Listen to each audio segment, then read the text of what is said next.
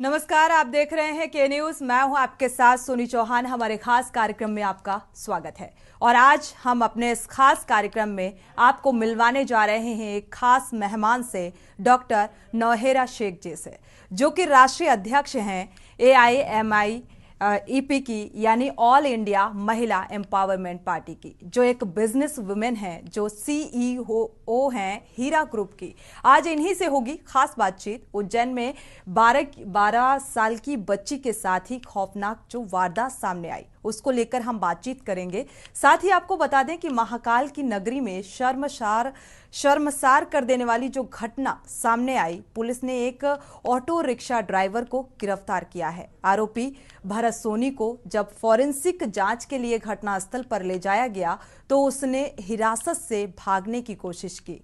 भागने की कोशिश में उसके चोट लगी। पुलिस ने उसे प्राथमिक उपचार के लिए अस्पताल में भर्ती कराया। और आपको बता दें कि उज्जैन पुलिस ने मामले की जांच के लिए 28 सदस्यीय SIT का गठन किया है। पीड़िता सतना के चेतपुरा गांव की रहने वाली बताई जा रही है और 24 सितंबर को अपने स्कूल ड्रेस में घर से लापता हो गई थी। वहीं ट्रेन से उज्जैन पहुंची और कई ऑटो रिक्शा चालकों से लिफ्ट मांगी, लेकिन उसे नहीं पता था कि कहां जाना है। उसके बाद वो आरोपी भरत सोनी के ऑटो में बैठ गई, जो उसे जीवन खेड़ी ले गया। उसके साथ बलात्कार की घटना को अंजाम दिया। बलात्कार की शिकार 12 वर्षीय लड़की मदद मांगने के लिए घर घर गुहार लगाती रही, लेकिन लोगों के दिल नहीं पसीजे। पीड़िता 8 किलोमीटर तक चलने के बाद एक आश्रम के सामने बेहोश हो गई। नाबालिग पीड़िता को इंदौर के अस्पताल में भर्ती कराया गया, जहां उसकी हालत में अब सुधार देखने को मिल रहा है। पुलिस ने कहा है कि ये अभी तक स्पष्ट नहीं है कि नाबालिग सतना छोड़कर उज्जैन क्यों आई थी। उसके पिता मानसिक रूप से अस्थिर हैं और उसकी मां पिछले कुछ वर्षों से परिवार के साथ नहीं रह रही है।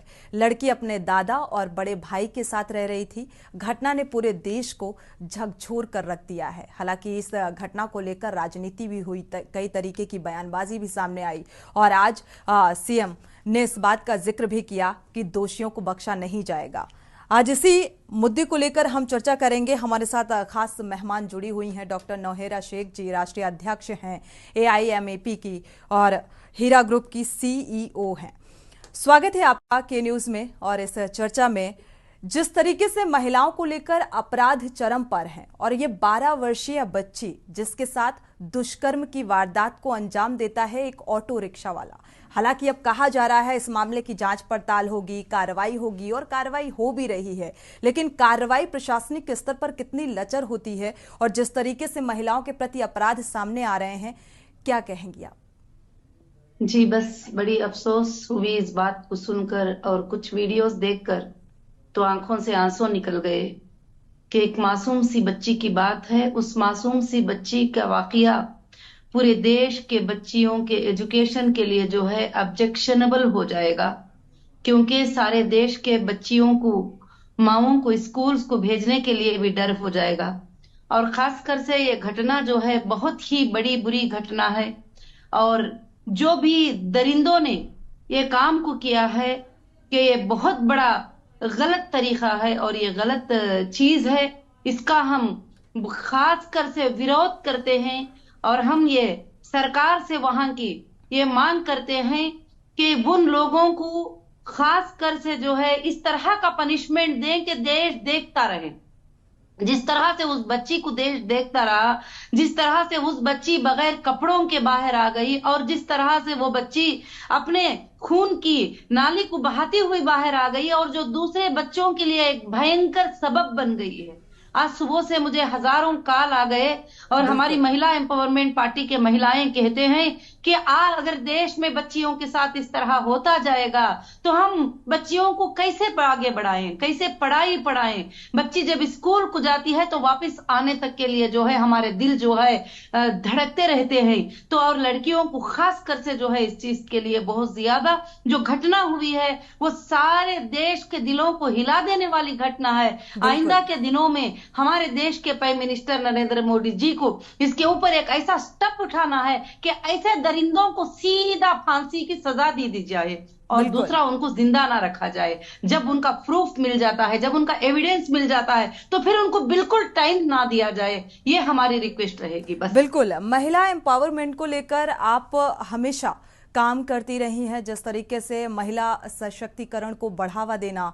क्या लगता है आज हमारे समाज में जो महिलाएं हैं वो सशक्त हैं, वो वाकई इतनी मजबूत हो चली हैं? क्योंकि महिला आरक्षण बिल का अगर जिक्र करें, लोकसभा राज्यसभा में पेश कर दिया गया, लेकिन एक तरफ तो स्थिति को मजबूत करने का जिक्र किया जाता है और दूसरी तरफ महिलाओं की कमजोरी का किस तरीके से हनन किया जाता है। जी देखिए, मैं यहाँ पर एक बात कहना चाहती हूँ कि इस पर ये जो गंदी चीजें होती हैं, कोई 2-3 लोग करने से हम पूरे देश को और पूरे देश के लोगों को, पूरे देश के मर्दों को, किसी पार्टी को, किसी को ही हम मुद्दा नहीं बना सकते। जहां पर जो घटना हुई है उस घटना की जगह पर, उस घटना के स्थल के ऊपर जो एक्शन नहीं लेते, उनके ऊपर एक्शन लेने का जो है हम बात कर सकते हैं, हम बता सकते हैं कि वहां जरूर से जरूर इंसाफ के लिए। मगर महिला की बात जब कही जाएगी तो महिला को हर जगह जो है उसको दबाने की कोशिश की जाती है, उसको सताने की कोशिश की जाती है। आपको भी पता है कि कभी भी ऐसा नहीं हुआ कि किसी लड़के को एक लड़की उठाकर लेकर चली गई, इस तरह की घटना हुई। मगर एक लड़की है इस तरह से जो है उसके साथ जो है घटना हुई, और एक ऑटो ड्राइवर ने जो है इस तरह से किया है उसको, और इस तरह से वो लड़की इनसिक्योर सबको 8 घंटों तक जो है 8 किलोमीटर तक पुकारती रही, बुलाती रही। तो मगर ऐसे चीजों में जो है खास कर से जो है महिलाओं की मदद के लिए महिलाओं को भी खड़े हो जाना चाहिए, हमारे देश के भाइयों को भी खड़े हो जाना चाहिए, हमारे देश में जो ताकतवर लोग हैं उन सबको खड़े हो जाना चाहिए। महिलाओं की सुरक्षा के लिए, बच्चों की सुरक्षा के लिए, स्कूल की सुरक्षा के लिए जो जो सुविधाएं जरूरत थी वो सब करना चाहिए। मैं ये बात करना चाहूंगी। बिल्कुल। आज जिस तरीके से ये घटनाएं सामने आती हैं नौहेरा जी, ये 12 वर्षीय बच्ची थी, उज्जैन की जो घटना सामने आई पूरे देश को इसने झकझोर कर रख दिया। रूह को कपा देने वाली ये घटना कि 12 वर्षीय मासूम खून से लथपथ 8 किलोमीटर तक का सफर तय करती है, लेकिन वो वहां से गुजर रही होती है। और बड़ा दुर्भाग्यपूर्ण ये लगता है कि कोई भी शख्स अपने घर का दरवाजा नहीं खोलता, ये जानने की जहमत नहीं उठाता कि आखिर ये हादसा करने वाला कौन है, ये हादसा हुआ कैसे। और एक 12 वर्षीय मासूम, कोई उससे भी पूछने को तैयार नहीं। तो आज हमारा समाज कहां जा रहा है, और समाज में जिस तरीके से महिला अपराध बढ़ते जा रहे हैं, इस पर कैसे अंकुश लगेगा? जी बिल्कुल उन लोगों ने गलत किया कि इंसान इसलिए पैदा होता है कि दूसरे की मदद करे। जब एक मासूम सी बच्ची पुकार रही थी, कोई भी उसकी मदद के लिए नहीं आ रहा था, मगर वीडियो तो निकाल रहे थे उसका, एक मजाक बनाने के लिए दूर दूर से मोबाइल से उसके क्लिप्स खींच रहे थे। तो मगर चाहिए था कि सब लोग बाहर आते और उस बच्ची को पूछते, उसकी मदद करते, और कौन सा मुजरिम था उसको अपने हाथों से पकड़ लेते, वहां पर जो है उसको इस तरह का सबक सिखाते कि आगे कोई इंसान जो है इसमें आगे बढ़ने की जो है कि हिम्मत ना कर सके। उस पर मैं शर्मिंदगी महसूस करती हूं, और लोगों को चाहिए कि ऐसे चीजों में आगे बढ़े, जहां भी कोई मुश्किल में हो उसके लिए जो है खास कर से साथ देने की कोशिश करे। जब इस घटना को मैंने देखा तो हमारे जो राष्ट्रीय अध्यक्ष जनरल सेक्रेटरी विजेंद्र कुमार मिश्रा जी ने ये अनाउंस किया है आज कि हम जो है देश की महिलाओं के लिए जो है एक हेल्पलाइन ओपन करेंगे, और MEP के तरफ से जो है महिलाओं को खास कर से एक हेल्पलाइन की सुविधा देंगे। जो भी किसी भी महिला को तकलीफ होगी वो 24 घंटे जो है उस पर कॉल कर सके, और कॉल करने के बाद डिपार्टमेंट्स को उससे कनेक्ट करेंगे हम, कि डिपार्टमेंट जो है फौरन से फौरन एक्शन ले सके। देश की किसी भी जगह से जितना हमसे पॉसिबल होगा ऐसे जगहों की मदद करना, कोशिश करना जरूरी है। मैं देश के लोगों को भी, वो जहां पे रहते थे वो लोग जो है दरवाजे नहीं खोले एक बच्ची के पुकार पे, उन सबको और पूरे देश के लोगों को कहती हूं कि कुछ नहीं होता। जब कोई तकलीफ में तुम्हें पुकारता है तो आप आगे आ जाइए मदद करने के लिए, मगर प्लीज इसको जो है ना देश का मुद्दा बनाइए, ना इंसाफी का मुद्दा बनाइए, इंसाफ दिलाने का मुद्दा बनाइए, मगर इसको एक पॉलिटिकल मुद्दा मत बनाइए। क्योंकि कोई एक इंसान गुनाह करता है तो उसको भी जो है वोट बांटने के के लिए बैठ जाते हैं। तो महिला एम्पावरमेंट पार्टी का ये इरादा है कि देश में होने वाले नाइंसाफियों से लड़ाई करें और पूरे बिल्कुल। देश के साथ, किसी संघ के साथ, किसी पार्टी के साथ नहीं, बल्कि देश में होने वाले नाइंसाफियों के साथ लड़ाई करें। ये जो बच्ची के साथ हुई है, बहुत बड़ी नाइंसाफी हुई है। मैं वहां के चीफ मिनिस्टर साहब से गुजारिश करती हूं कि खास कर से प्योरली उसके ऊपर एक्शन लिया जाए और इसको चेक किया जाए, ऐसा एक्शन लिया जाए कि तुम्हारा स्टेट जो है पूरे देश को नमूना बन जाए और आगे कोई ऐसी बच्ची को हाथ लगाने की हिम्मत ना कर सके। बिल्कुल। शिवराज सिंह चौहान जो सीएम हैं, उन्होंने इस बात का जिक्र किया है कि अब कड़ाई से सख्ती के साथ जो है अपराधियों के खिलाफ कार्रवाई की जाएगी। और हालांकि जो अपराधी है, आरोपी है भरत सोनी का नाम सामने आ रहा है, उसके खिलाफ कार्रवाई का जिक्र किया है उन्होंने।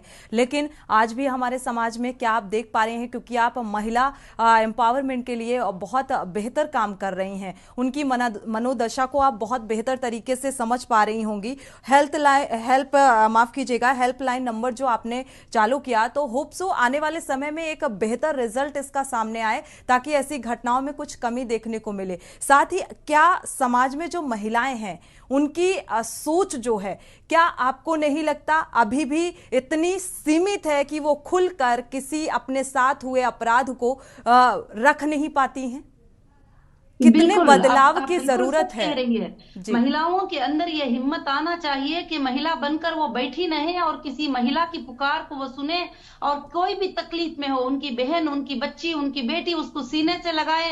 अगर जरूरत पड़े तो पुलिस स्टेशन को जाएं, अगर जरूरत पड़े तो कोर्ट को चले जाएं, अगर जरूरत पड़े तो लीगल फाइट करें, उसके साथ में खड़े हो जाएं। तो महिलाओं को जरूर से जरूर हिम्मत में आना चाहिए और जरूर आ रहे हैं, कई महिलाएं आ रहे हैं। उसका एक एग्जाम्पल मैं भी हूँ और मेरे साथ बिल्कुल।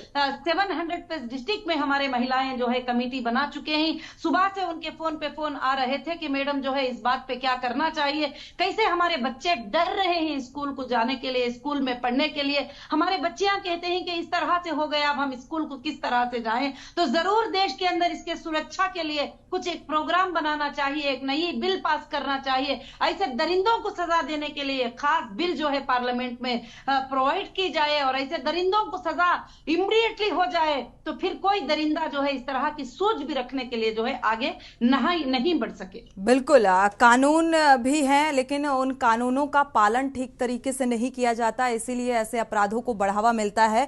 और आप जिस तरीके से महिला एम्पावरमेंट के लिए काम कर रही हैं, एक उदाहरण है उन महिलाओं के लिए जो वाकई अपने हमारे साथ जुड़ने के लिए, ये कीमती समय देने के लिए। तो ये थी हीरा ग्रुप की सीईओ जो महिला एम्पावरमेंट के लिए न्यूज में मुझे इनवाइट करके ये बातों को जो है लोगों को, देश के लोगों को सुनाने का मौका देने के लिए शुक्रिया। जी शुक्रिया। महिला एम्पावरमेंट के लिए बात कर रही थी और काम करती आ रही हैं। हालांकि हेल्पलाइन नंबर का भी जिक्र किया है कि जो इस तरीके की घटनाएं सामने आ रही हैं उसके लिए एक हेल्पलाइन नंबर जारी किया जाएगा, जो कि ऐसी जो घटनाएं होती हैं उसमें कुछ मददगार साबित हो सके। इसी के साथ इस खास पेशकश में इतना ही।